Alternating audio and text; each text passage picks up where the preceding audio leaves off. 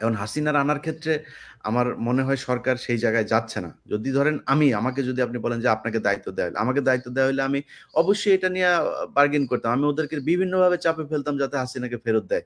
তবে যদি হাসিনাকে আপনি ফেরত আনার জন্য খুব চাপাচাপি করেন, তো সেই ক্ষেত্রে যেটা হবে সেটা হচ্ছে এর আগে 1975 এর পরে এরকম ঘটনা ছিল।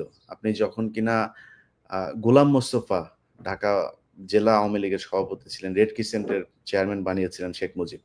ওই দুর্নীতির সব আখড়া ছিল ও, এবং ওর কাছ থেকে শেখ মুজিব ভাগ নিত। তো টাকা পয়সা সব পাঠিয়েছিল হচ্ছে ভারতে। তো তখন ওরে যখন ওইখানে যাওয়ার পরে ও পুরো পরিবার সহ কিন্তু ওরে কিন্তু আপনার ট্রাক দুর্ঘটনায় মৃত্যু দেখিয়েছে।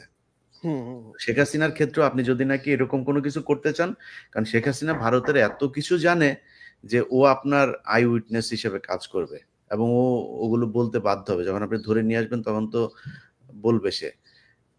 এটা আমেরিকা, ইন্ডিয়া এটা ভারত হতে দিবে না। হতে দিবে না। এটা হতে দিবে না আমার মনে হয় আরকি। বাট আমার মনে হয় ওদেরকে সেই চাপে রাখা উচিত। যদি হত্যা মামলা-টামলাগুলো এট লিস্ট এখন যদি নাও করে, যদি আমাদের মামলার রায়টাই হয়, এই রায়টাই হওয়ার পরে একটা সুযোগ আছে যে আমাদের বড় একটা চাপ দেয়ার।